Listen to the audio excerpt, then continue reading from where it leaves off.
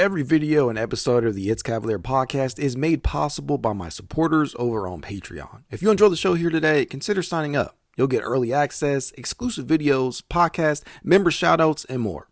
And as always, thank you for watching.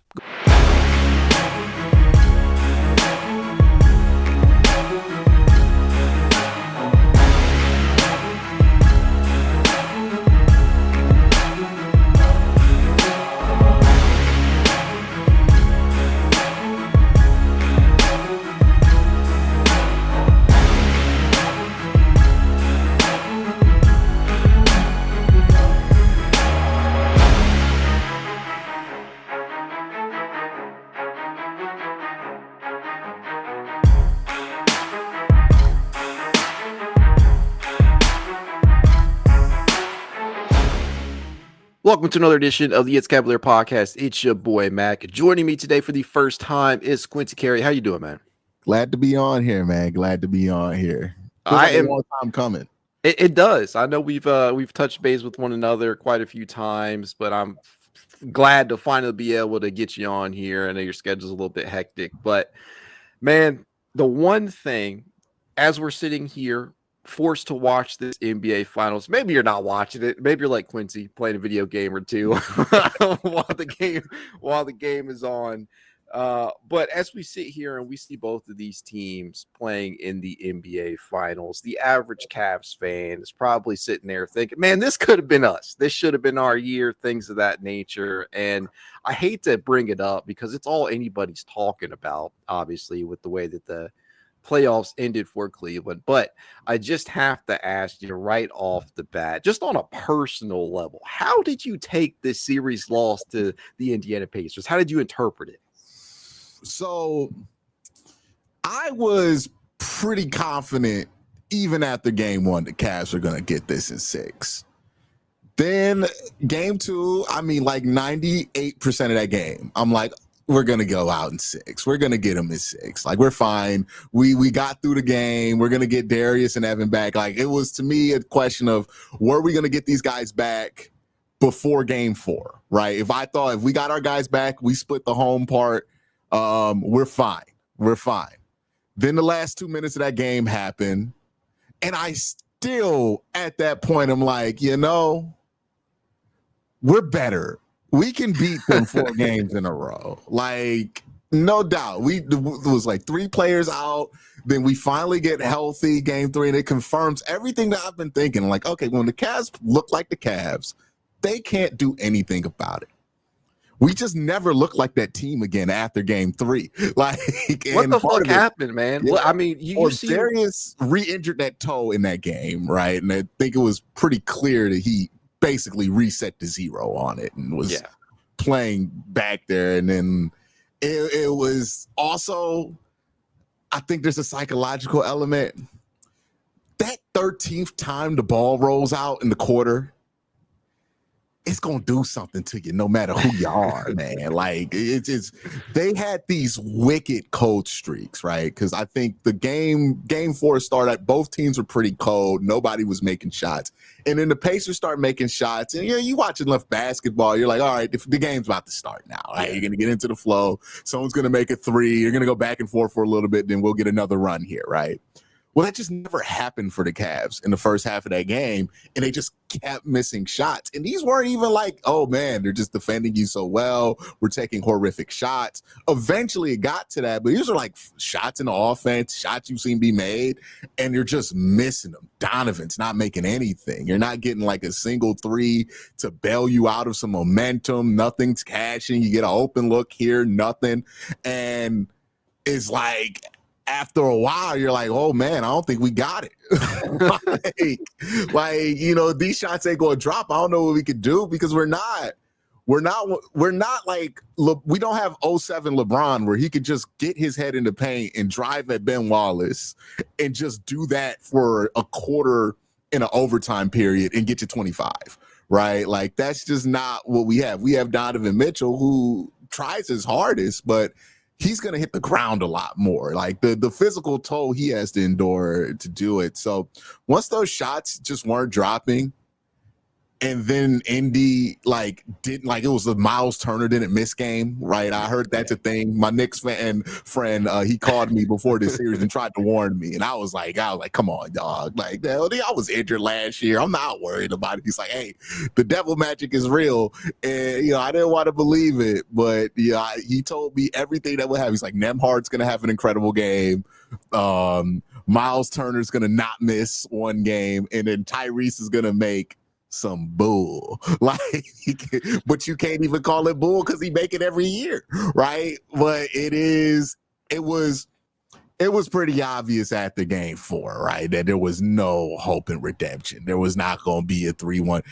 The scales of justice weren't tipping in your favor if you were the Cavs. It was clear. I'm like, all right, man, like something incredible has to happen in order to come back from this 3-1. Funny enough, after game 4, the most down I've ever felt after a basketball game was game 4 Warriors Cavs, right? Where was it game 4 or game 5 that they went down 3-1? Down 3-1. It was game 4. Yeah. Yeah. So game 4, I remember I watched game 5 on my phone and I took a work shift. Like I was like, I don't think it's happening, right? So I was like, maybe this is one, but I told myself we don't have prime Bron or Kyrie on this team, and that's gonna be pretty hard to do. So yeah, just everything that had to go right for Indiana to beat the Cavs just went their way in such an overwhelming way. And I know people are going to look at that series and then they're going to equate it to the New York series. I really think those two losses are completely different in my mind, because the New York one, I walked out that one and it went viral on Knicks Twitter. I made a whole video. I was like, the Knicks were just a better team, man. Like we couldn't do anything about them. We didn't have the answers on the roster. With the Pacers, I'm like, I know they beat us in 5. I know I should feel like I should want to trade the whole core, but I'm like, I just don't feel like it left you feeling completely different. Yeah. Yeah. Like I felt like it was like, dang, man, like we had a bad luck of injuries. We shot 30% from 3. Like these are just things that did not happen for this team. And I can't just go, oh, well, it's the playoffs, so they just suck now, right? Like it was so wild how much went right for the Pacers. Now I'm just like, this don't feel like it's about us. Like, this feels like something else was in the cards here for the Pacers. And to the Pacers' credit, you look at the 2 series that they've won to get to the finals. They made these small little plays in these small moments of execution that changed everything, right? 2 missed free throws at the end of game 2. They get the rebound and get points back from those free throws. It changes the game. That gets them game 2 right there, right? You look at the New York series, Tyrese Halliburton gets a hustle play, gets a shot up, the ball bounces and rolls in. Yeah. And it takes it to overtime. They smack them in overtime. They were getting smacked in the 4th for most of that game, right? Like it's those little moments of execution. And Rick Carlisle did a great job of preparing his guys to recognize those little moments of execution and capitalizing on it. And I think that's the lesson the Cavs should learn is like, hey, you can be great. You can be a 60-win team. They'll probably win like 58 games next year, the Cavs, right? Yeah, yeah. You could be that good, but it's just going to come down to this little stuff. Tiny stuff. Who's hot? Who's not? Pascal Siakam's making 1-foot jumpers, right? What aren't they defending well? What do you have to adjust to? We could talk about like Evan Mobley needs to be more a part of their 4th quarter game plans. Sure. It's the little stuff though, right? Cavs get that closeout, get that rebound, get it to 1-1. Who knows how that series goes, right? Because then they win the next game in Indy, and game 4 is a whole different deal, right? You get blown out game 4, they get it to 2-2. You're not demoralized. You're like, all right, they got their one, right? Like that's what you're walking out there. We got our one in game 3 where we blew them out. They got their one. All right, cool. Ain't really tripping on that. But when you down 2-1, and then you go down 3-1 from a blowout, that's you're deflated at that point on the whole things, right? So yeah, it's just those small areas of execution. The Pacers understood that with how well they were shooting, the margin of the margin between them and the Cavs just wasn't what we thought it was coming into the game of the series. And they recognized and executed on that. And, the Cavs also had a flaw that I don't think a lot of people anticipated pop up, which is, hey, we really have nobody who could dribble outside of Darius Garland. Like, that's didn't think about that the whole year. Where I was like, but they did it that one time, and I'm like, oh, who can dribble over than Darius? Like, who is the second best handle on this team? Is it Evan? Like, who do we trust to bring the ball up? And it had to be Donovan, and then he gassed out, and it was tough. I mean, you look at how many different things truly went wrong for Cleveland in that series. You mentioned the shooting right off the top, right? I mean, they got a good number, and I mean, they got a really, really good number of open looks in that series. They shot 25.7% on wide open triples, 14 per game in that series. They had to have gotten worse on uncontested threes than contested threes, which tells me, like, it's not about the deep. Like, I know Indy did some great stuff, and I don't want to take anything away from them, but it's like, if the Cavs were shooting 36%, that series is different. Like, completely different. And it's like, I'm not even asking them to shoot their normal 42, right? Like, that's what they were for most of the season. These were open looks. Like, defense, we judge so much in basketball based on, like, the result. Yeah. But if you look at the execution of it, it's like the Indy was just as sloppy defensively as us. They turned the ball over a ton in that series. Like, there were opportunities there for the Cavs to take advantage of. It's just when they got them, the shots didn't drop. And this wasn't even the people we call the non-playoff risers, right? That people are always worried about, right? Jarrett Allen not shooting threes, right? That's everybody gets worried about Jarrett Allen, but it's like Donovan Mitchell shot 25% from three in that series. Like, he was getting 40. Like, he had it going, and he still couldn't make a three to save his life. Like, Darius Garland, one of the better three-point shooting point guards in the league, couldn't buy a basket. It looked like watching the Orlando Magic out there. Where it's like, we got nobody who was Max Strus was the only one making shots, and even then, he shot like, what, 33? Okay, last game of that series, though. Oh my God! Yeah. It was like, and I couldn't even be mad at Max because we asked Max to score 20 points two times in that series. Like, what more did we want out of Max Strus, right? Ty Jerome, just like, in the way that Ty Jerome was playing bad, I was like, it's just not dropping. Like, every shot he puts up, I'm like, it goes up. It's not really contested. Like, it's contested at a normal rate. That usually rolls in. It didn't roll in. I'm glad you brought his name up, though, because there's a lot of discourse, especially with him hitting unrestricted free agency. Do you buy that series, the result of it, as being just a bad matchup for Ty, or just a purely bad series, and chalk it up to that?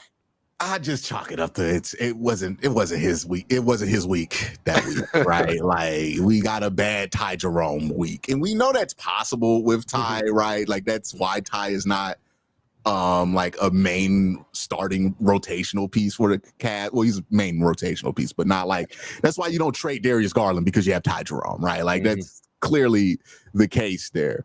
I think defensively, Ty had problems there, right? Because he has slow feet and they love to run, and I think that opened up stuff.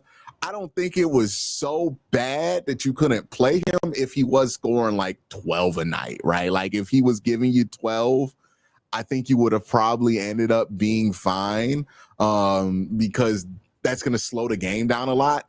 And another thing to think about, Mac, and shout out to Tony, because he points this out, things we don't think about. When the Cavs are shooting 29%, that means there's a lot of rebounds to be had. That means there's a lot of fast break opportunities, right? So, like, if the Cavs are shooting better from that series, there's less opportunity for the Pacers to get out and run, which means there's less opportunity to exploit Ty Jerome. Because when they got set in half-court defense, Ty wasn't really the problem, right? It was more or less, you're trying to get something, you got to switch because Ty just can't get there. Now Evan Mobley has to come up, and then Miles Turner cuts baseline, and then boom, easy two, right? Like, that's the kind of stuff that was going on with Ty defensively. So I think, look, if the price went down on Ty, that's fine. Like, the Cavs could use any advantage they can get right now. But I would be more than happy with bringing him back, because, I mean, he did when the shots started dropping in unfortunately last game, right? Game 5, the shots started dropping. I was so pissed, man. I was so pissed. I'm like, now, like now it kind of showed you it had nothing to do with Indy, right? Like it was like, oh, he was missing those, right?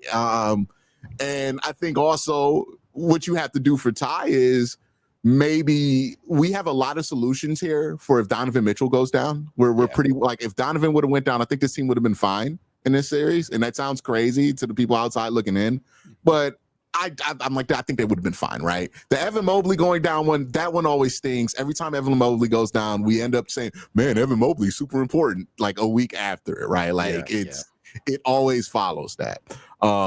But Darius going down with Kenny's system, did not know it would get that bad, especially against that press. That specifically, when you need the additional ball handling capabilities, because you cannot rely on Donovan to bully ball his way into the paint and that's not sustainable. You need additional ball handlers out there. And Ty, he tried his best, but he's not the quickest, and he's just not well equipped to deal with some of the pressure that they put on him. So Darius, I think his injury in that series, even though he tried to gut through it and whatnot after missing game 2, that was the one that really fucked the Cavs up. Because when he was healthy or looked even close to healthy in game 3, we saw how the offense looked. We were able to break the press, get behind them. They had no recovery for it. We were getting in paint super. I think Jarrett had like 25 in that game, right? But once he started to taper out, it's like, oh, you can't get the ball to Jarrett anymore, like efficiently. And this is the first time I've really had to like zoom in and watch it, where I'm like watching the quality of pass Donovan Mitchell throws versus the quality of pass that like Darius Garland throws. It's a different world of accuracy right there, right? Like Darius is super important, partly because he's the only point guard, like the only true point guard on this roster, the only one looking at the floor from a playmaker perspective. And I think that also hurt the Cavs in this series because they got so used, because Darius is out so long, to, all right, we just got to try to play bully ball. We just got to get the ball to Donovan and just let him cook. And they got so used to that like they got uncomfortable running their offense once Darius got back there. And you could just see guys not pulling when they usually would pull in the rhythm of a play, guys hesitating. Dean Wade, for the love of God, I'm done with it, like does not shoot ever. I'm not going to say George Niang over it, right? George Niang, too green, right? Too much green there. But it's like Sam Merrill, I would take that 100% over what Dean Wade does offensively, because Sam just, even if he's like 0 for 5, he's going to pull, right? And it's not good that I'm like, damn, we missed Sam Merrill in that game, right? I think a lot of our depth got exposed. If Dean's not going to shoot, he's not really playable, right? No matter how good he is defensively, we got to have a real I don't know where you are on the Isaac Okoro Island stuff. We got a real conversation about his ineffectiveness for this team. I'll tell you, man, I this is coming from one of the, Tony's right up there on Isaac Okoro Island. There's a lot of people out there that have tried to, stick it out with him and whatnot. And I'm right up there with them. But at the end of the day, if you're signed to a $10-11 million contract and you're not contributing something offensively, I don't care how much of an impact you have on the defensive side of the ball. I mean, look, and this is probably not a great comparison, but you look at Lou Dort, right? Specifically, at least being able to confidently take the 3, even if he's not making it in a game.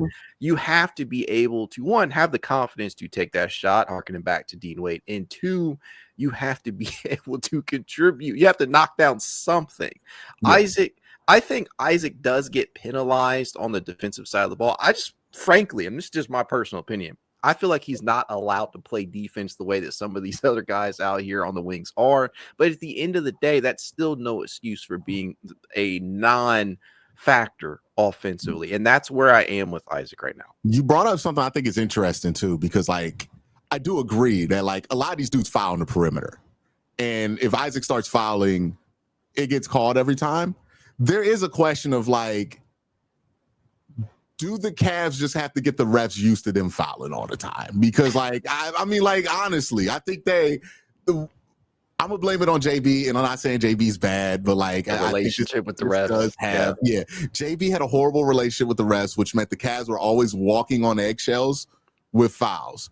So they have learned to play to try to avoid fouls or avoid contact. They're playing very by the book. And in the playoffs, you just get away with stuff, right? Yeah. They're not going to call every penalty with every foul. They're not going to call every hold. Like, you're going to be able to get away with stuff, and that's kind of expected. So it puts the Cavs at an inherent disadvantage. That's why I think their defense always looks way worse in the playoffs than it does in the regular season, even in years where they were super defensive focused. Is they're ultimately just playing at a disadvantage there. And the same thing with Isaac is like, look, Isaac's a good defender. He's a good team defender. And if he can make threes, he would be useful. Mm-hmm. And I agree with you. The only thing with Isaac is also, in order for him to exist, for the money that you're spending and the player that he is, he has to be Avery Bradley on defense. Like, yeah, I can see it. You can't just be good, right? Mm-hmm. You have to be one of the best defensive players in the league, if that's how you're going to exist. Like Pat Beverly, I don't know what his offensive game looked like. Nobody cares, right? Never averaged 10 points, as Brandon Jennings always says, right? But was a legit lockdown defender for a period of time. Like one of the most annoying guards, perimeter guys out there. And again, another guy who will foul you a lot. And if you look at a lot of the best defenders, these are guys that are okay with their peers not liking them. Yeah. And I do wonder if like part of not wanting to do all that fouling is like, hey, like you're not trying to really be disliked that much, right? Because you know this is going to get on everybody's nerves. You're going to be one of those dudes. Yeah, you got to. You got to. Indiana full of them dudes, right? Yeah. We're going to do all that stuff, right? They don't give a fuck about how you feel about it. They'll do it. I mean, like, you're going to respect the win at the end of the day, right? And I think the Cavs have to let go of some of that. I think there is that in them. I've jokingly said they need to turn heel. Like they just need to make that turn and just decide that they're not going to wait for people to be like, oh, we're going to give you that call. No, demand a call. Like, you know, work the refs, complain, like do what everybody else is doing because clearly LeBron route. Yeah. Huh? I said go to LeBron route.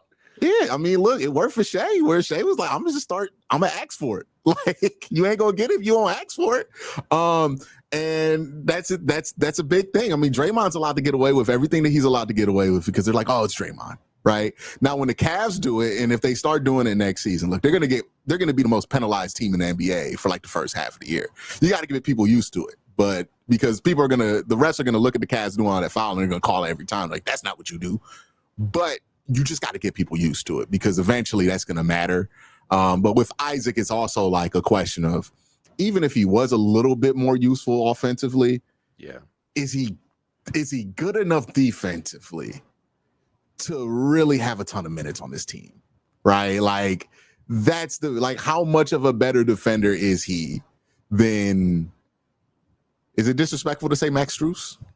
No, I don't think so at this point in time because Max, you know, he's always going to be from a physicality standpoint, just from a pure athleticism. He's always going to be at a disadvantage considering where the Cavaliers decide to play him at that 3, or if you're playing him heavy minutes at the 2. I don't know what the plan is. If you're going to start DeAndre Hunter next season, I see the vision. If not, yeah, you're always kind of putting Max at a disadvantage defensively. But the one thing we can never question about Max is his effort out there, combined with everything else that he brings from a leadership perspective, from an offensive perspective, that gravity that he brings. There's a lot of different things that he brings to the table. So Isaac, bad for Isaac Okoro too, because like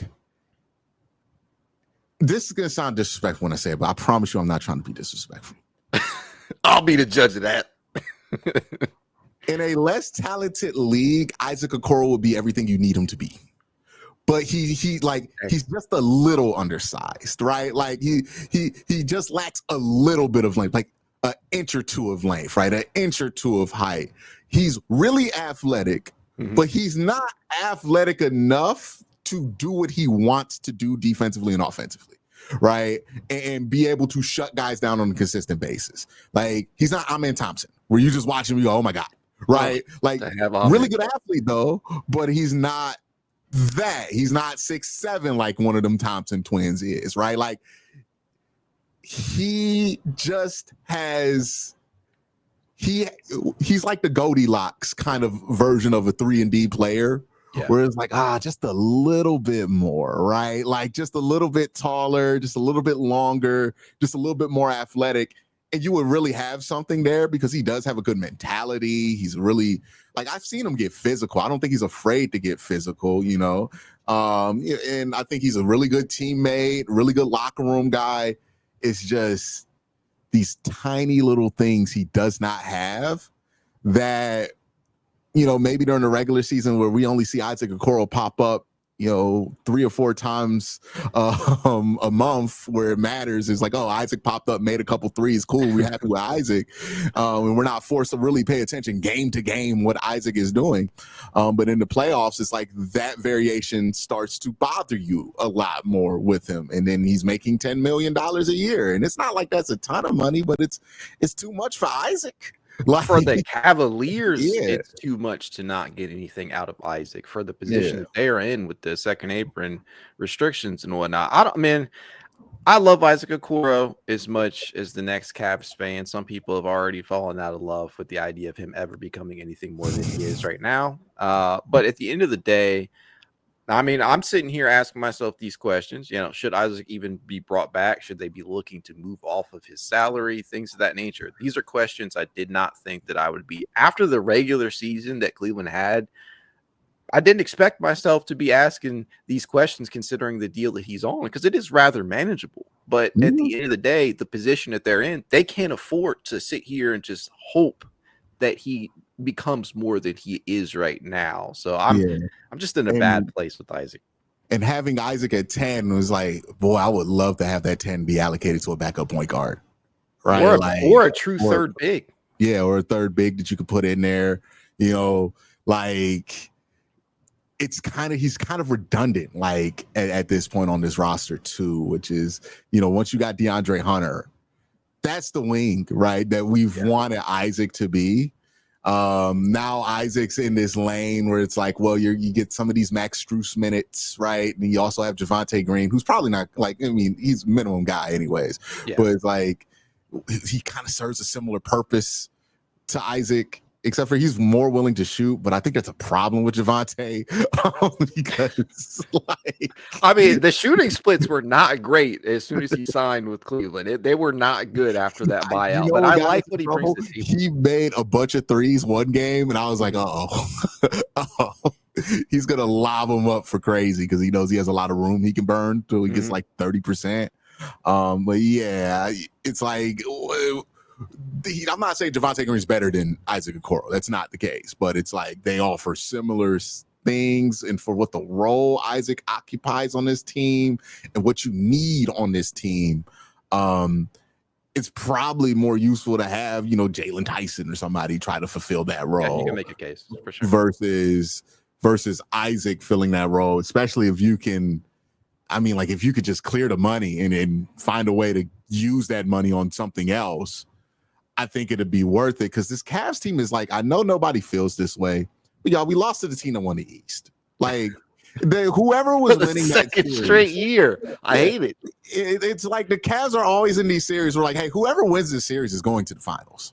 Like, these are not Eastern Conference Finals, but they might as well be. Whoever won that semis was gonna get to the NBA Finals, right? Between the Cavs or the Pacers. And I know it sucks. You lose in the second round. You lose in 5 games. It didn't feel like a series because it wasn't a series. They outshot you. You were hurt. They literally, you got caught lacking. Like, this is like it was like watching The Wire, right? Omar just catch somebody. It is like, damn. You was on crutches that day. It's bad. It's bad. You lost. Like, but you're really not that far away. Like, we're like a piece or two from talking about this team very differently in 365 days. I fully believe, especially now, since there's no real boogeyman in the East, especially, like, I would argue there's one player I'm like, their team always has a chance to win a championship because that guy's on there, and that's Jokic. Yeah. I don't know if anybody else is at that level anymore. Especially in the East with what happened to Tatum.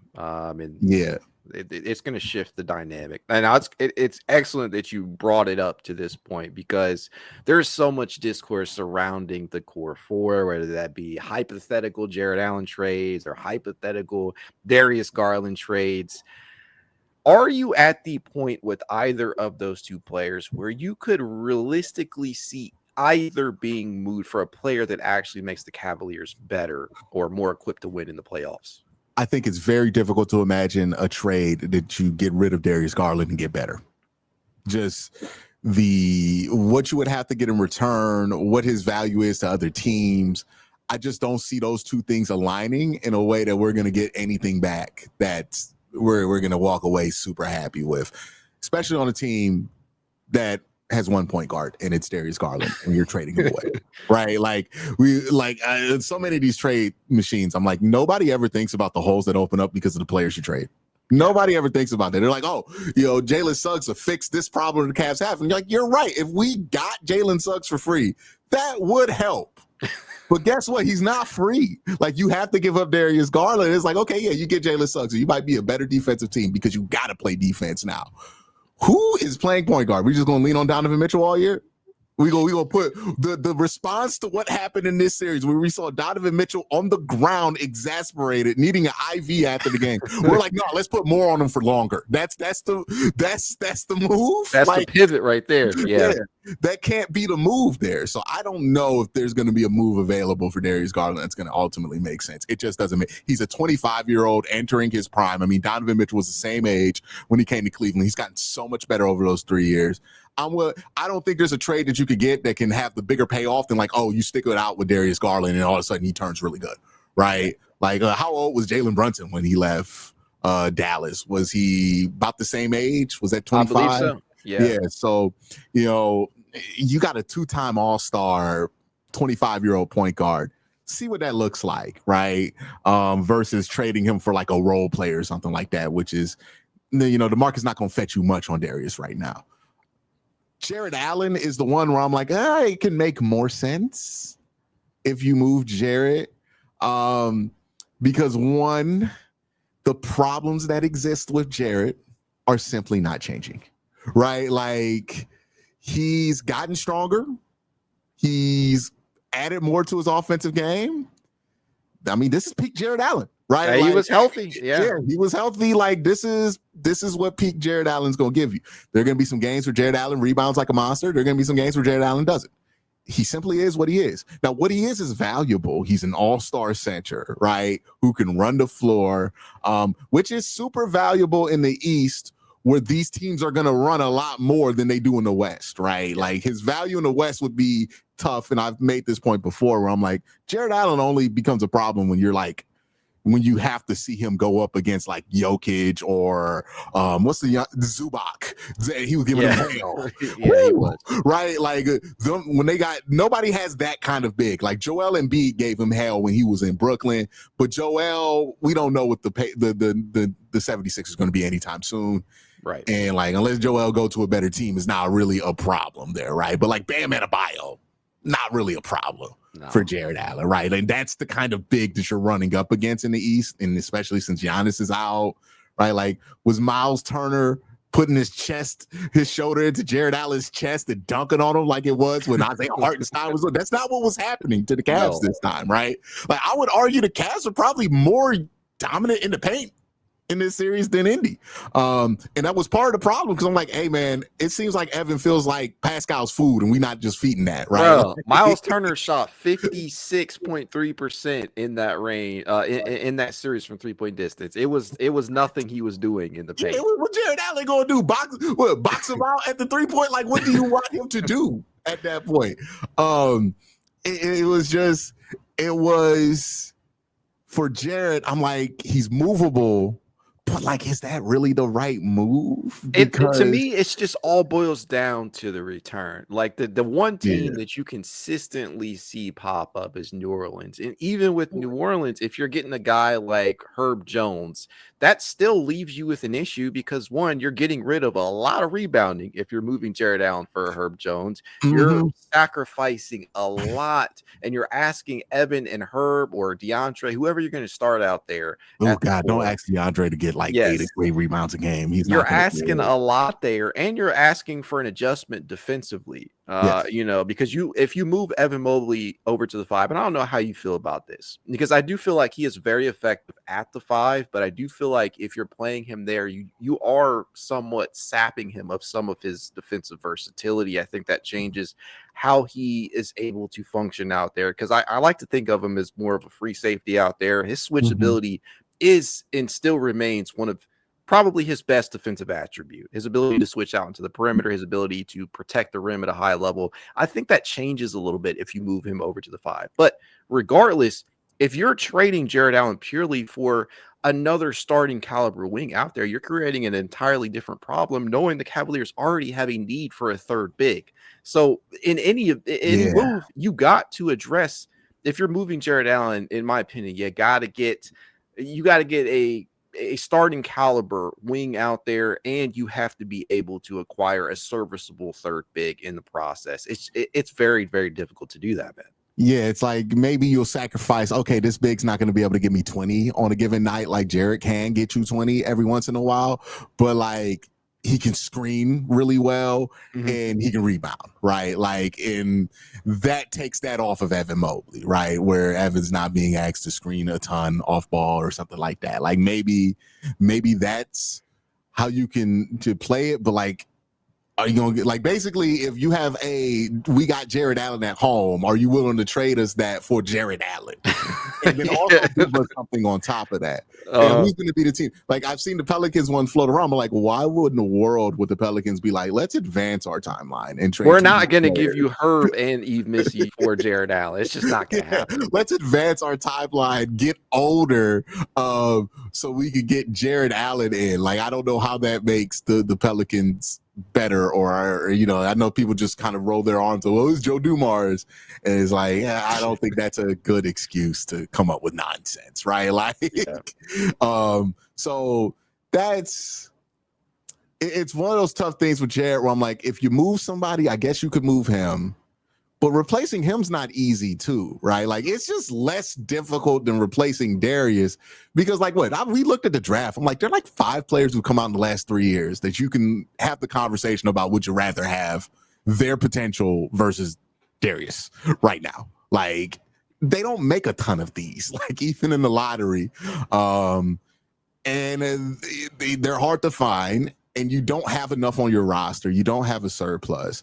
I think the players you can move are like these like big guards that we've accumulated because we've been looking for a wing so desperately the last few years. It's like, okay, well, you got an extra Isaac Okoro you could throw at somebody. You're not going to get much back for that, right? Or you're probably going to have to attach draft capital, which you already don't have, just to get rid of Isaac Okoro if you go that route. Yeah, or you know, you could throw Dean Wade at somebody. Like, is anybody going to be interested in Dean Wade? Like, maybe you could say, hey, we'll throw like Sam Merrill. Is he a sweetener to somebody? Young guy who can shoot some threes. Yeah, like maybe something like that. Like, there's not really a ton of avenues for the Cavs to make a trade and get better. And I think the reality is the Cavs are gonna have to get better the same way almost every team in the NBA gets better. Your best players are just going to have to get better, right? Like, we talk about these trades and everything, and yes, every once in a while, a trade does make a team better, and you can see the difference and all of that. Or a team swings big and they hit big, like Kawhi Leonard in the Toronto Raptors.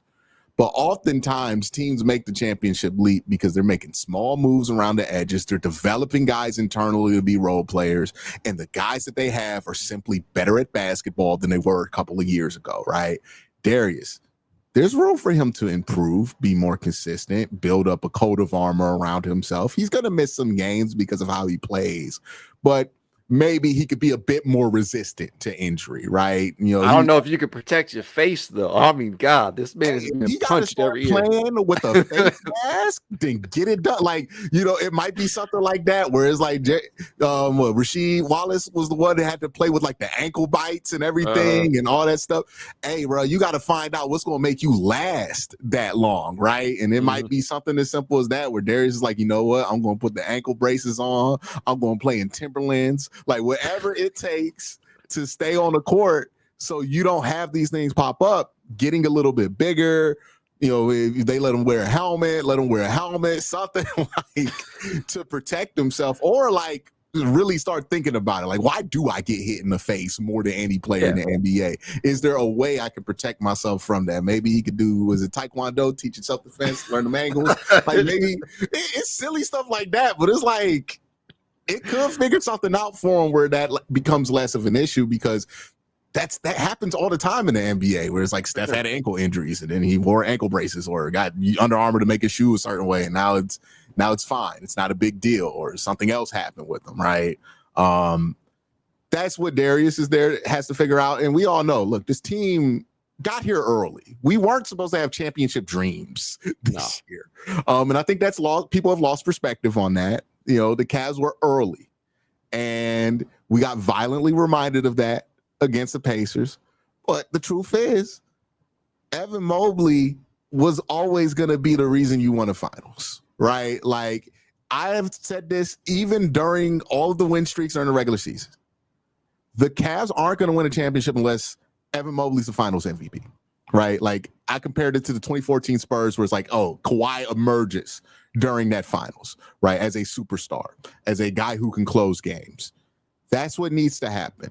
And I think the Cavs missed a golden opportunity in this Pacers series to see if that leap was possible for Evan. What does that look like for him, though? Is that him becoming more of a focal point of the offense? Is that you going to him late game when you have some of these touches that need to be doled out opposite Donovan Mitchell? I think the way it's different is, how many times Evan's gotten 30? Yeah. And we look and we go, oh, man, he shot one time in the fourth quarter, right? It's the difference between that being acceptable, which it was last year, and it not being acceptable, right? Evan has to see the ball in the fourth quarter, especially if he has it going. Yeah. And he was the only player, like, well, you look at everybody else's field goal percentages, they were awful. And then, like, Evan's like at 56% from the field. Like, how do you not get the ball to that guy, right? So, yeah, I think Evan can, like, figure it out on the perimeter. Like, I don't think you have to curate it so much for Evan like we have been in the past, where we're trying to run a play to get him the ball in a certain spot. I think Evan could get the ball and get to a spot if he likes his matchup and he feels really good about it. I think Evan has to work on his cardio, because that seems to pop up a lot. Like, he's asked to do a lot, to be fair to Evan, and he's 7 foot tall. Yeah. But it tends to pop up, and maybe that's why he disappears in the fourth quarter more than we would like. Or maybe it's just he knows that Darius is a superstar, Donovan's a superstar, and he doesn't think that he should. Well, he doesn't think that he should be in a place where he can demand the ball from those guys. But I think he's at a place to where it's like, hey, if you like your matchup, if Pascal's doing nothing to you and you get him isolated on that wing, get the ball and do something with it, right? Like, go at his chest, do the little dribble in and out thing that you like to do, and get the hook. You're taller than him, right? Like, you can see over him. It doesn't have to be like you drive and go up around, look like Donovan Mitchell. Like, just, you're taller than him, couple in the chest, extend the arm, hook it over. Like, just see if he can stop it, abuse it. Like, don't be afraid to just spam it if it's there. I think that's what it looks like for Evan. It's just, we could write it on, we could put it on Kenny, we could put it on the guards, and I've seen a lot of that on Cavs Twitter. Hey, man, squeaky wheel gonna get the oil, right? You got to be more vocal out there if you're Evan Mobley. The one thing that I do have to ask you, Quincy, because I've seen this pop up a lot, especially on Cavs social and the fan base in general. There's a lot of people making this point that, hey, I don't think Evan Mobley can get to the point where, hey, he can be the best player or the second best player on a championship level team without moving a Darius Garland or without getting rid of one of the bigger pieces on the roster. roster. I have seen a lot of people suggest that. Where do you fall in line with that? I don't think that's true. I think it's very possible. And I think it's honestly, you want him to make this step in this kind of environment, right? Like, it's one thing if he's taking shots just because he feels like he has to, but then the second you bring in an all-star scorer next to Evan, it might disappear again, right? You want Evan to have the confidence and the cojones to look at two all-stars and be like, nah, give me the fucking ball. I need the ball. Like, hey, look, I'm shooting 56% from the floor. You have shot 24% from three. No disrespect, we brothers and all, but give me that damn ball. Look, I saw Julius Randle do it to Ant-Man, right? Ant-Man was dribbling up and around against the Lakers in game 5, doing whatever, missed the shot, got his own rebound, came back thinking about doing something again, and Julius said, enough. Give me that. Okay? And Ant-Man gave him the ball, and Julius got 2, right? That's what it takes. And if you build an environment where he doesn't have to ask, you're not solving the problem. You're just kicking it down the road. You need to solve the problem. Like, Evan, I don't think he's afraid of the moment. He clearly isn't. He's had moments where he got the ball in the fourth quarter and did something with it. He made a big 3 against Miami in this playoff, right? Like, big threes. Like, he's not afraid at the moment. I don't believe that for one second. He doesn't play scared. It's just he is not the type of person who's going to immediately think, I deserve that, because, like, you know, he's not selfish inherently, but somebody needs to get to Evan and be like, hey, you're not being a diva or anything. You're not being a burden by doing this. It's just like you're being more selfish by not asking for the ball. You can't defer all the time. You can't defer as much. Do this, and he's these guys are his vets, right? Donovan Mitchell, Darius Garland, they're significantly older. Well, not significantly, but they have been in the league longer than him, right? He came into the league 4 years ago, and it's hard to believe it's only been a few years for Evan because it feels like it's been so much longer. Yeah, but he's still trying to find his footing. He's not at that age where that normally happens for a player. I mean, even LeBron was passive at this point of his career, right? And I'm not comparing him to LeBron as a player. I'm just saying, if LeBron is dealing with these issues, then anybody can deal with those issues at that age. I think with Evan, it's just, maybe this year's a big learning moment where he's like, okay, I'm not about to go out in a game where I have 25 and only shoot once in the fourth quarter again. Like, get in the group text with Donovan, because I bet Donovan would more than love to be like, hey, man, I would love to give you that ball. Right? Yeah. But you gotta, if you're Donovan, if you're Darius, and you know that it's gonna fall on you, you have to know that whoever you're giving that ball to wants the ball. This is why, like, Russell Westbrook gets to shoot the ball in crunch time in Denver, because they know Russ want to shoot it. Like, Russ gonna take the ball and do something with it, right? You want to get the ball to somebody wants it. In order for that to happen, you got to let your will be known. Like, I need that ball in these moments. Don't got to be selfish, right? You got to argue about who gets the last shot. But in the fourth quarter, I think these guys will more than be willing to understand, I want to do more than just screen for you. I need that ball in those moments, because look at my numbers, and they'll look at his numbers like, he's averaging 20 on like solid efficiency. He should probably get the ball more. And that's Kenny's job to figure out how to make that happen. But it's on Evan to make the request, right? To make it known that, hey, when Darius is dribbling the ball at the top of the key, he's thinking about what he needs to do. He's looking for Donovan because he knows Donovan wants the ball, but is he looking for Evan? Or is he looking for Evan to make a cut off something he's doing, right? Is he looking like, hey, man, I'm locked up here. Evan, do something, right? Like, bring me up. Yeah. Like, that's the next step for him. I think he's more than capable of it. He's demonstrated this, right? Like, he was taking Andrew Wiggins off the dribble from the three-point line in the Miami series. And, like, Andrew Wiggins was once credited for, like, figuring out Jason Tatum, right? Like, remember that? He's the same shooting coach or whatever it was. Nonsense people were saying. But, like, that's a really good defender. And Evan was able to kind of handle that assignment with ease. He was going straight at Bam Adebayo, and, like, these are all defensive players, right? And Evan's not having an issue getting his shot off. Does he need to get a tighter handle? Does he need to not have these weird fits of fumbling the basketball that he gets? Absolutely. That's all stuff that he can work on that's very workable. But the ability to get to the bucket and get you a bucket, it's obvious to me that Evan can do that from the half court. He's brilliant from full court at times, right? He can shoot the three if you need him to make an open shot. He doesn't have to play. He doesn't have to be Chris Bosh, right? I think that's what he kind of comfortably falls into, because that's what most bigs are trained to do. Be Chris Bosh, right? That's what AAU and everything else. That's just how modern basketball has been played for a while. But that's not what this Cavs situation is anymore. You gotta get your bucket sometimes, right? Sometimes you might be the second option in a series because Darius is just having a rough one, or Donovan shooting 2 or whatever from 3. So we need you to be the second option. It's fluid. It's not static. And I think he kind of operates as is static, and the Cavs operate as if it's static. And I think that's going to be a big thing. I think Kenny Atkins is going to want to change in the offseason. It's like, all right, we need to get more out of Evan in the fourth. I don't know how that doesn't jump off a sheet for them in the offseason. That is precisely where I am at. I don't think it really matters whether or not Darius Garland or Donovan Mitchell is on the roster. I think he has to be more vocal. You have to have that willingness to say, hey, I want the damn ball. That is the next step in the evolution. Of course, there are things on court that he's going to have to continue to work on, tighten the handle. Something I really want to see him work on is that mid-range game. That is an area that I think that he has a lot of untapped potential in. But I also just believe it boils down to being more vocal and asking for those touches. Now, I do want to ask you, because it sounds like go ahead. To be fair to Evan, he just got this bag, right? Yeah. That's the bag was developed in the middle of the season where we're like, oh, Evan getting 20, that's not a big deal anymore, right? That's not how we started the year, right? So I know we're being really harsh on Evan and we're asking a lot out of him really quickly, but that's just where the team is.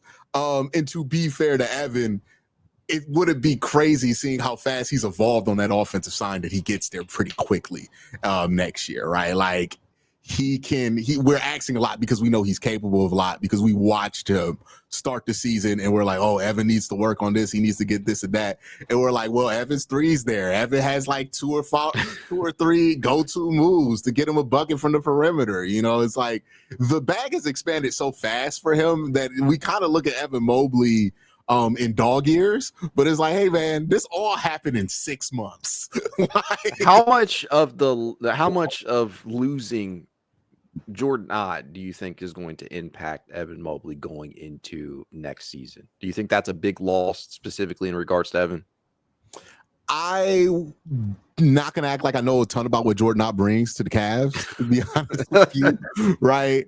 I think Evan's at the point of his career, though, where it's in your own hands at this point, right? Yeah, you're not a basketball baby at this point, right? You're already getting the max. You're an all NBA player, all defensive player of the year.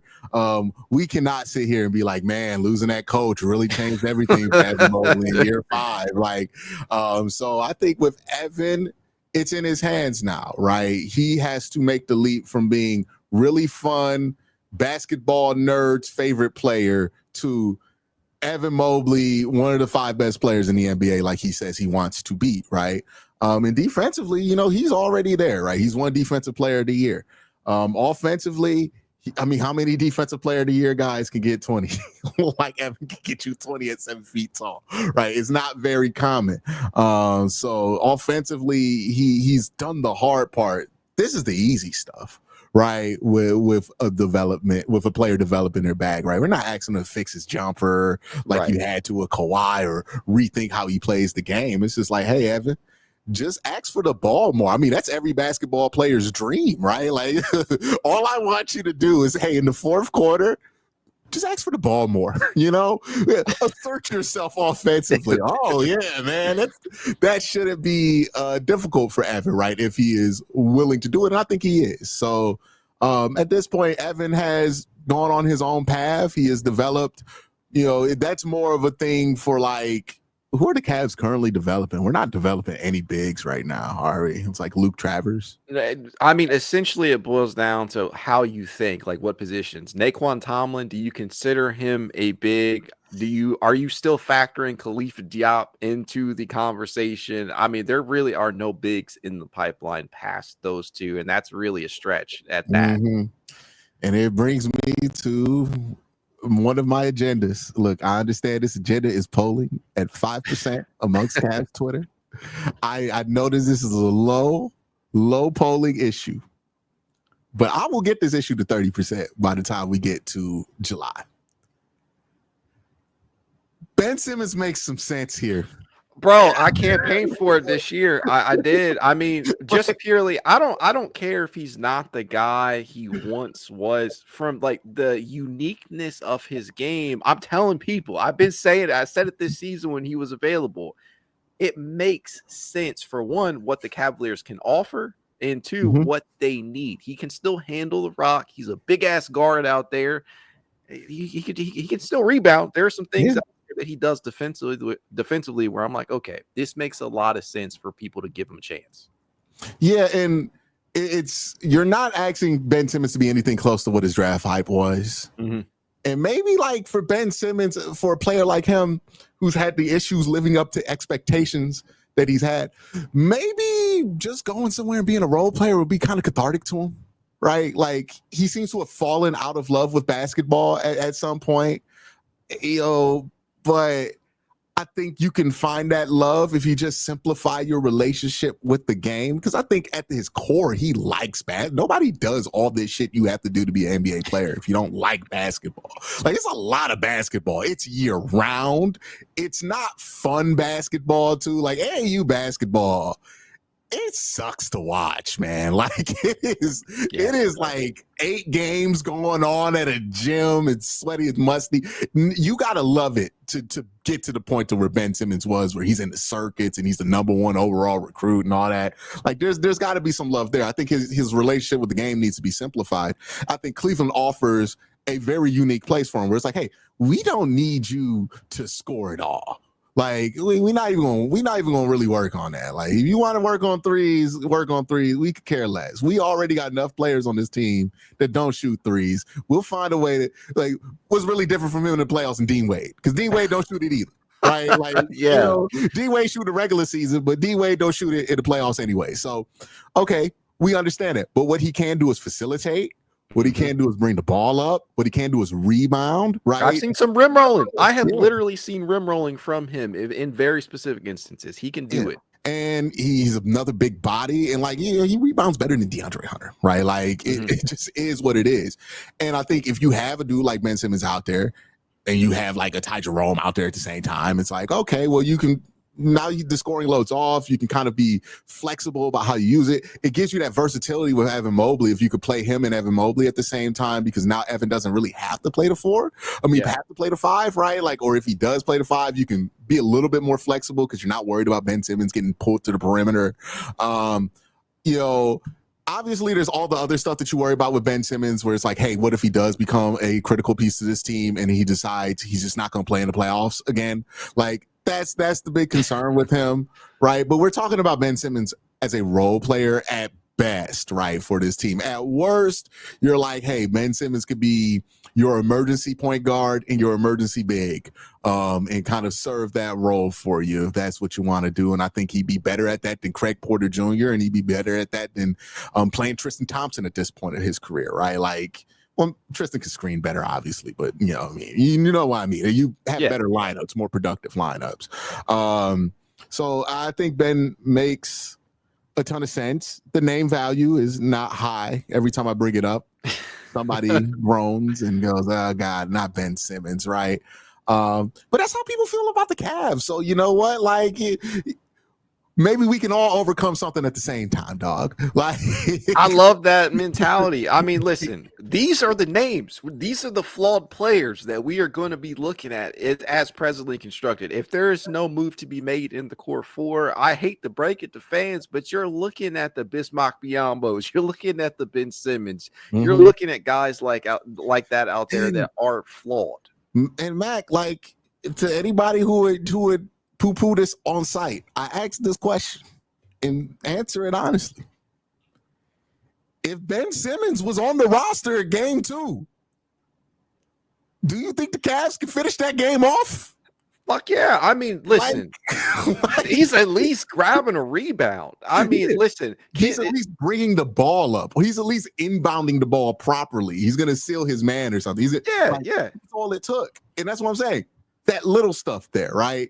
That's where, like, okay, Craig Porter's not playable for you in the playoffs. But Ben Simmons, they played Ben Simmons 20 minutes a game in Los Angeles last year in the playoffs. So he's playable. He's usable.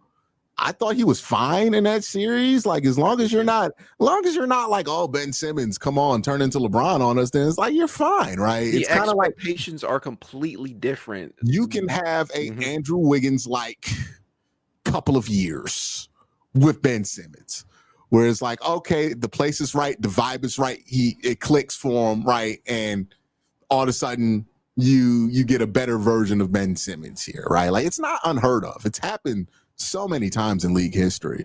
And that's the kind of stuff that the Cavs have to do. And like, if Kenny is the coach that we think he is, and the Cavs are as good as player development as we think they are, but this is right up their wheelhouse, right?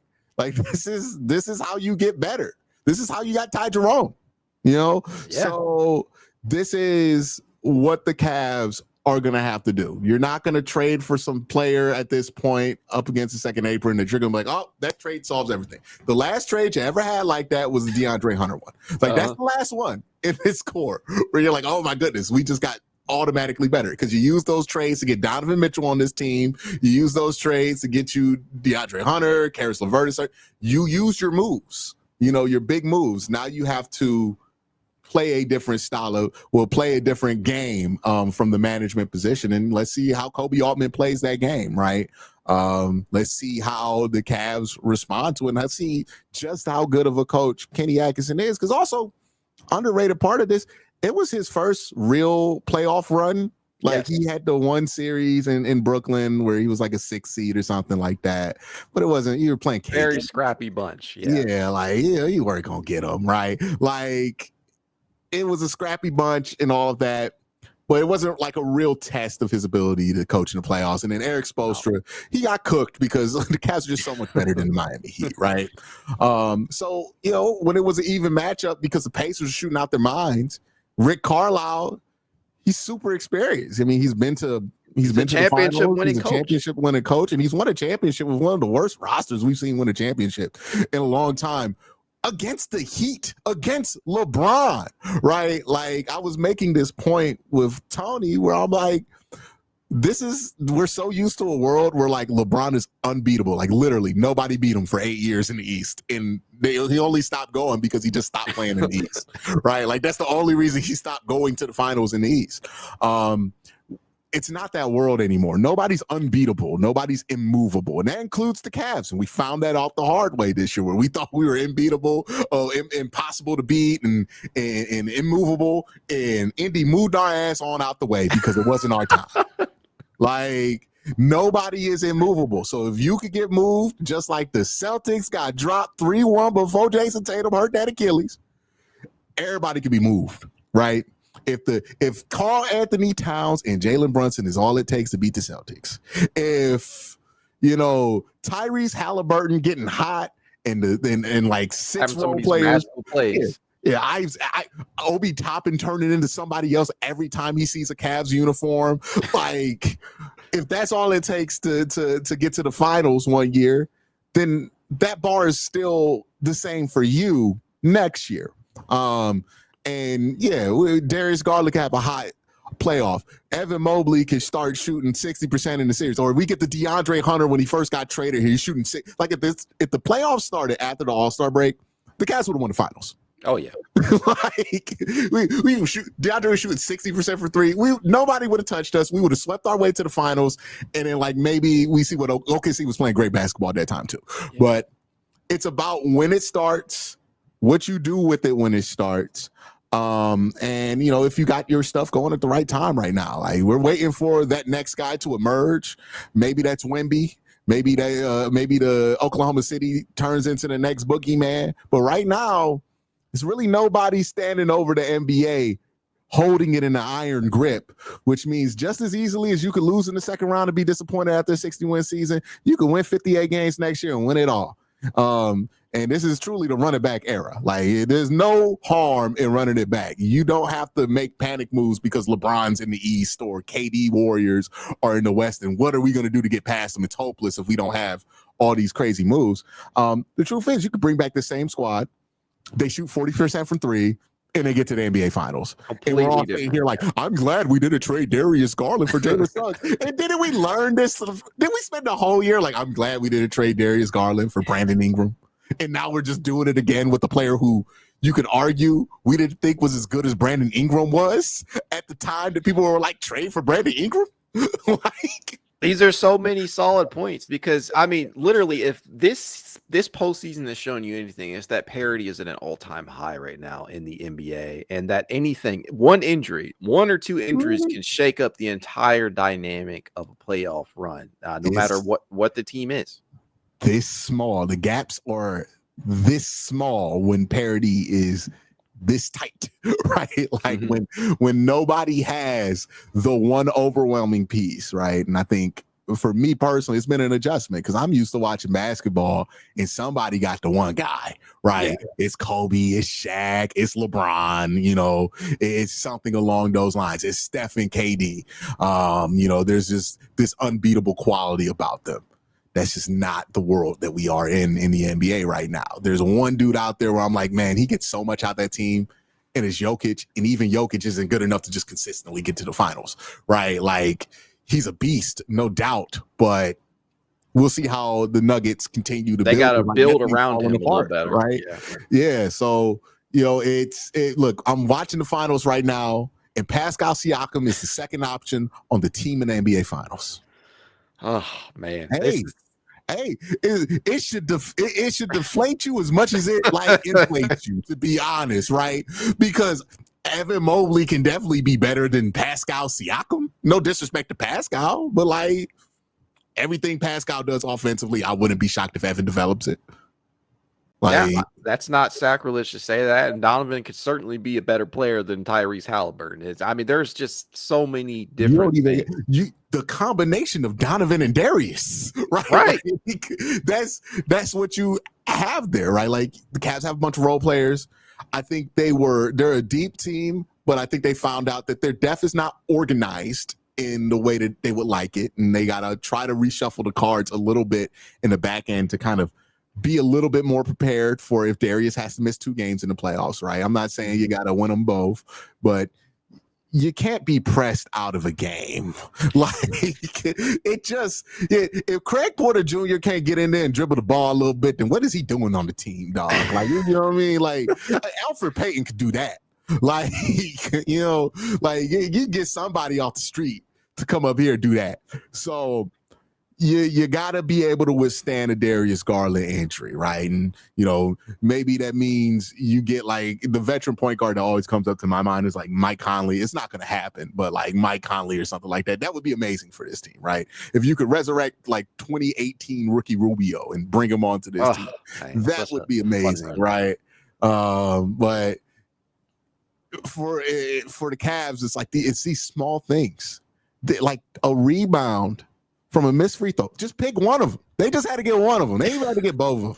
They would just get one of them. We're not asking you to make a free throw. We're not asking you to make a 3. Just get one of those rebounds, and your future might have been completely different.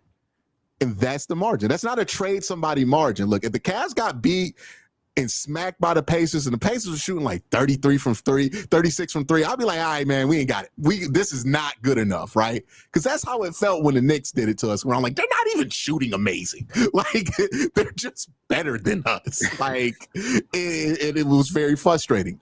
I don't feel that way. I'm like, okay, the Pacers got hot. We got cold, and I think us getting cold really put it over the top for the Pacers, because I still think the Pacers could have been as hot as they were if we just were normal. I think we could have got out that series in 6 or 7. But you did it, and they won, and the margins are this thin, and that's basketball. And, you know, much like at the Rec, where you're like, damn, we could have had that game and stayed on the court. You don't go blow it up, get a whole different squad of guys. Like, all right, man, we got next. That's all. This is a we got next ass season. Like, that's all that it is. We got next. You ain't gonna do that to us next time. And then when Tyrese not making them threes next year, you know what the Cavs bench gonna be? It's gonna be nasty.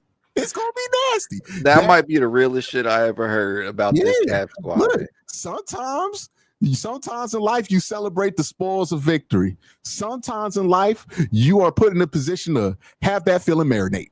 The Cavs, we putting that shit in the freezer right now. Like, we gotta let it marinate and sit for a year because we didn't get it done. Now we gotta watch Tyrese Halliburton be on all these commercials, be in the finals. You know what I mean? He gonna be driving a nicer car than you, right? He's gonna look happier with his life than you. You just gotta sit there and just be like, all right, next time I see him, it's up. Yep. You know? That's just what it is. That's how it has to go down. And that get back has gotten plenty of folk. Look, LeBron about to get it so bad now that he's not LeBron anymore. Like, I hope he doesn't play next year because DeMar DeRozan has been waiting for this day. He's like, oh, LeBron can't get somebody out the first round? Oh, man, that's the realest shit ever. I do have to ask you, because before we get out of here, one of the things that I wanted to get your opinion on, because this is the first year of the Kenny Atkinson experience in Cleveland. I think a lot of people are forgetting we that. Moved so fast this year that is like, hey guys, it was year one of our coach. The guy that we're like needs to get the ball in the fourth quarter. He's like 24, 23 years old. Like, we move so fast, but my bad. Go ahead. No, it's all good. I was just gonna say, ultimately, one, and I'm sure I already know the answer to this question. Ultimately, were you satisfied with the first year of the Kenny Atkinson experience in Cleveland? And what impressed you the most? And conversely, what do you think he needs to improve upon the most? So I think the best thing about Kenny Atkinson, I call him the Wizard of Oz, right? Because he figures out what players need to get better. Right, like, you know, it's like the courage, the cowardly lion. He wasn't a coward the whole time. He just needed to be put in a position to figure out his courage. That's really what Kenny has done a really good job with, right? And that's why I'm not really concerned about him figuring out that Evan needs the ball in the fourth quarter. Kenny's figured out more, like figuring out Ty Jerome was more complex than that. So I think Kenny understands this roster, understands the people in that locker room, the personalities there. He has a good read on them. And he's going to be able to refocus that energy because he did a good job of it all year. I think that's what Kenny Atkinson brings to the table. I think he's a really good technician. I think the problem with Kenny sometimes is that he gets a bit too smart for his own good, right? Like, you know, he's over-reliance on the zone a lot this year. That was the biggest thing for me, just not knowing when to go away from the zone. Right. He kind of has this vibe master quality about him where he's going to go off the vibe, and sometimes you just need to realize when you got lucky, right? Like the 3-2 thing with Evan at the top. Man, yeah, well, I remember someone was like, I don't know why JB went away from this, and then we found out, right? I remember why JB went away from it. I remember watching it every time because it was the Superman, right? That's what they were running. And JB would be on the sideline, call the Superman. I'm like, oh, here come an 8-0 run, right? They figured this out.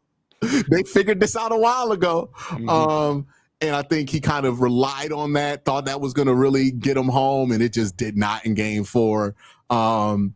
He has things that he wants to go to. I just think he needs to have the experience filter out what are bad ideas and what are good ideas. For example, you know, I bet he doesn't do that again, right?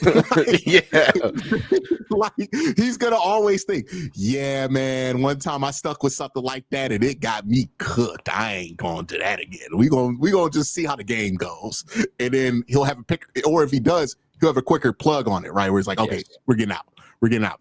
I think that's something he could develop. Is like, hey, when do you have a better plug on it? I think in this playoffs, he did something he did not do during the regular season, which I thought was interesting, which was he seems to really trust his guys, and it seems like he lost faith at a certain point. And then Ty Jerome, right when he loses faith in him, smacks a bunch of shots. And I bet he felt like a jackass, right? Right?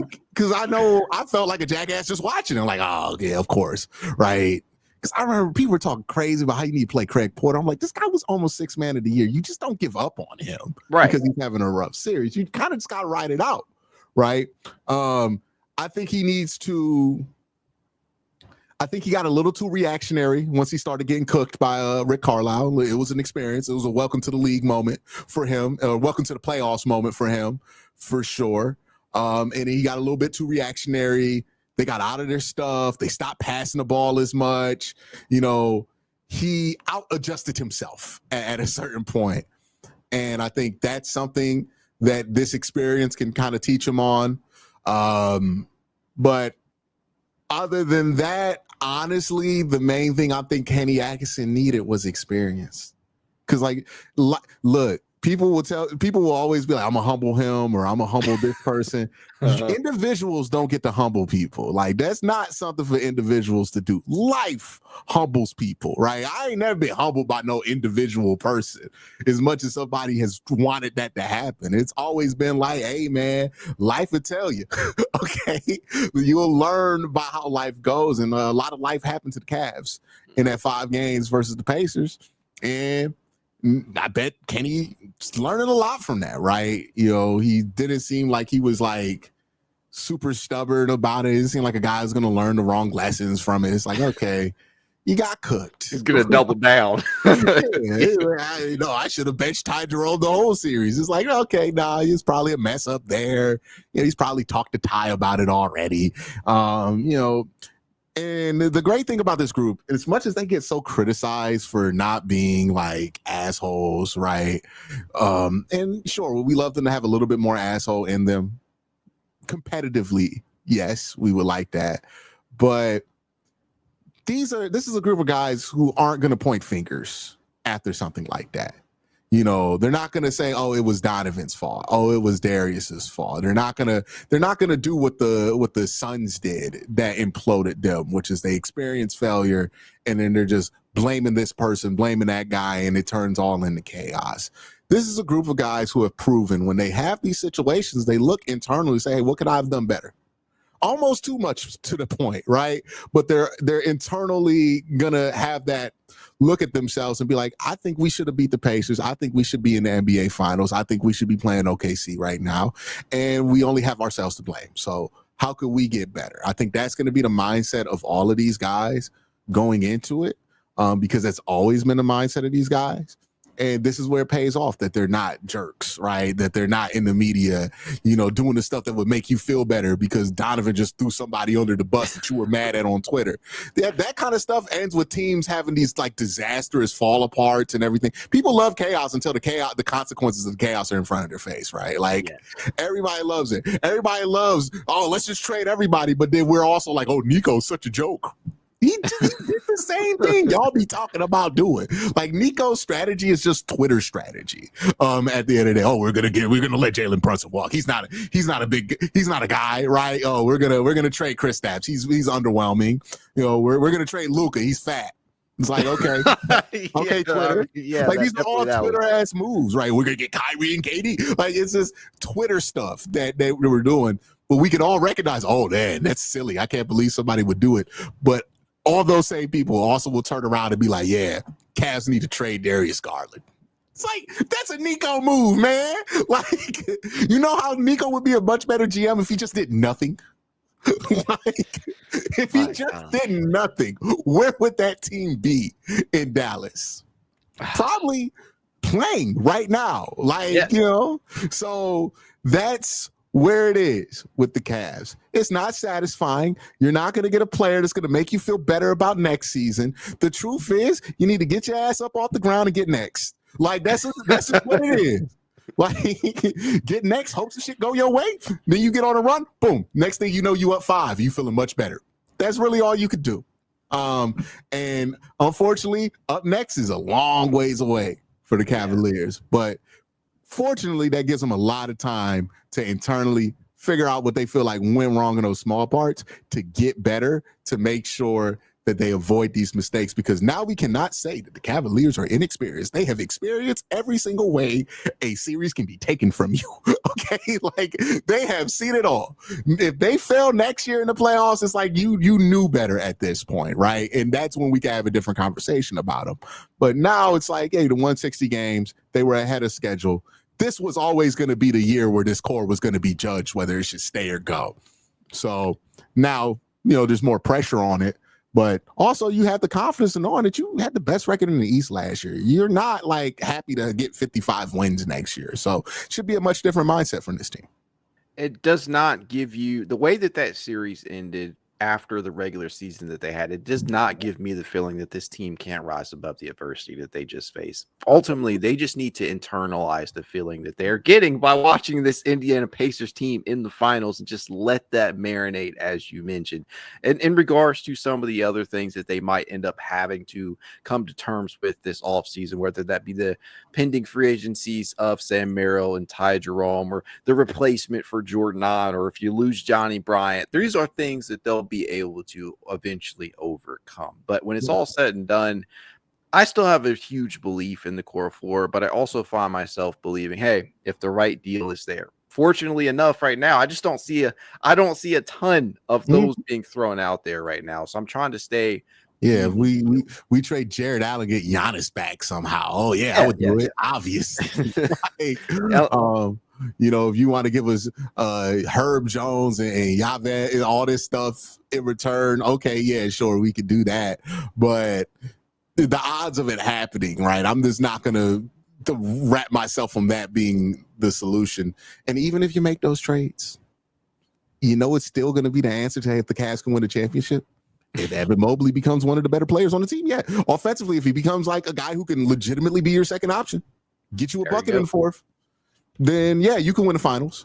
And that's the case whether you make a trade or you don't make a trade, right? Jarrett Allen on the roster, no Jarrett Allen on the roster. Because where Jarrett Allen probably going to be in the fourth quarter? On the bench, right?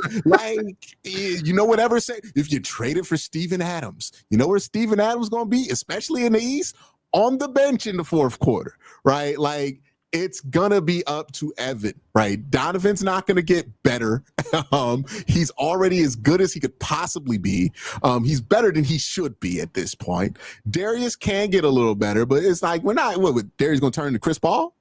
Like, even if Darius turns into Chris Paul, a team like that has never won the championship before. Like, Evan's gonna have to do it. He has to be the guy. There's no trade that will make you better than Evan Mobley being in the clutch player minutes conversation, right? Like if he's in that same category that Darius and Jalen Brunson were in, right? It's gonna be hard for a big to do that, but like for bigs at least, right? Like nothing's gonna make the team better than that. That's it. Like, we could talk about all these other things around the edges. Should they have a backup point guard? If Evan's handle gets cleaner, then boom, you got your backup point guard. Like, there you go. All of these things that we're worried about with do we need an extra big? Hey, man, if Evan can on a given night give you 30, I don't think we're going to miss the extra big. No, I mean, especially in a playoff scenario where you're probably going to structure your rotation a lot tighter anyway. You may have to downsize it. So, no, I mean, I am completely in agreement with you on that. I think Evan has to take an even bigger leap. And I think for him specifically, that starts with being more vocal about the touches. Quincy, this has been refreshing because there's a lot of doom and gloom going on right now, man. and you know what? I'm not going to poo-poo the fans that are like trying to cope, because that's what it all boils down to. Everybody's trying to cope in their own specific way. For me, it's just looking at Indy and wishing that was us instead of them in their fan base. But at the end of the day, this team, they haven't reached their ceiling yet, contrary to popular belief. I don't think this core has touched their ceiling yet. And I know that shit ending the way that it did this playoffs after such a terrific regular season, it stings, but it should sting. And just let that sink in. Hopefully these Cavs players internalize that. Hopefully Kenny Atkinson learns some valuable lessons and let the experience just do its job. But again, man, this has just been a terrific conversation because I'm so tired of the doom and gloom. Quincy, I know I don't even have to do this because you already have such a large following and fan base, but tell the people where they can find you. Well, real quick, as far as the doom and gloom goes, I have two models that I try to live my life by. One, I don't pregame sadness. I'm not about to be here and be sad about something before it's time to be sad. So, if the Cavs get eliminated next year, I'll spend the 3 days just like I did last year after they lost, sad. But after that, sad's over, right? Just like if they would have won that series, time to be excited was over, right? Like, these emotions are temporary. They're going to be fleeting whether you win or lose. So you kind of just got to stay in that mindset.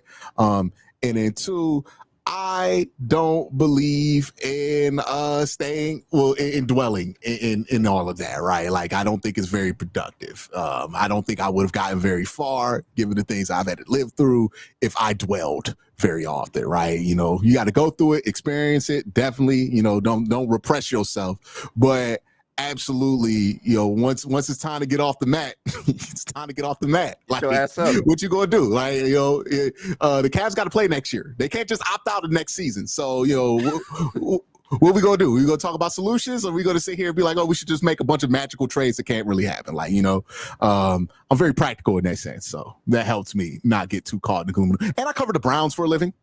So that's certainly that helps. Yeah, helps. Like if I was doom and gloom, I wouldn't make it. That is a tough job. But in all seriousness, you can find me, Quincy Carrier, on YouTube. If you like Brown stuff, you want to watch Cleveland Browns content, I make Cleveland Browns stuff. We've gotten through the Watson years, so you can come back. Cleveland. We've gotten through the dark ages. Are you sure? He ain't playing. That man ain't playing. I don't care how many Instagram posts he put out. Look at Mac. He not playing. He know he not playing. Everybody know he not playing. When you talk to people in the building, they excited because they know he not playing. They got 4 quarterbacks on the roster just in case he think he about to play. Like, nah, you ain't playing. We got other guys in the line, right? Nothing the Browns have done over the last 6 months indicates that they ever intend on that man playing again. I know it's always going to be a story until he's officially off the roster, but let me tell y'all, that was over with in November. Okay. That's over. It's done. He's not coming back. And if he does, it's not going to be like at the same capacity where he's the bona fide starter. But anyways, you find me there, Quincy Carrier, youtube.com/Quincy Carrier. You can also find my Cavs stuff on youtube.com/Quincy. Like you see it in the corner. It's the same as my Twitter handle. That's where I talk about Cavs. I like to do about 3 videos a week there during the off season. During the regular season, I try to get a video up on the Cavs channel and then 2 up on the Browns channel during the off season. So a lot of stuff always coming out. I try to bring there's a lot of reactionary content out there for sports. I try to take a deep breath before I talk on a microphone, right? You know what I mean? I try to keep as close to a level head as I can be. That doesn't mean I'm always positive or always negative. It doesn't mean I won't criticize your favorite player. I probably will, but I'll be fair, right? And I think that's all you can really ask for. So if you're interested in that, this conversation strikes a tone that you like in your sports talk, and I got hours of content on it. So, you can go check it out. I think I just dropped something the other day. So go ahead, subscribe to that. Do as he said. As always, tell you guys, you know how to find me. It's Cavalier_pod on Twitter, TikTok, Instagram, YouTube, and more. If you want to be added to the It's Cavalier Discord chat, you know what to do. Leave a rating, leave a review, send a screenshot, and send a review to itscavalier53@gmail.com, and I will send you said invite. Go Cavs.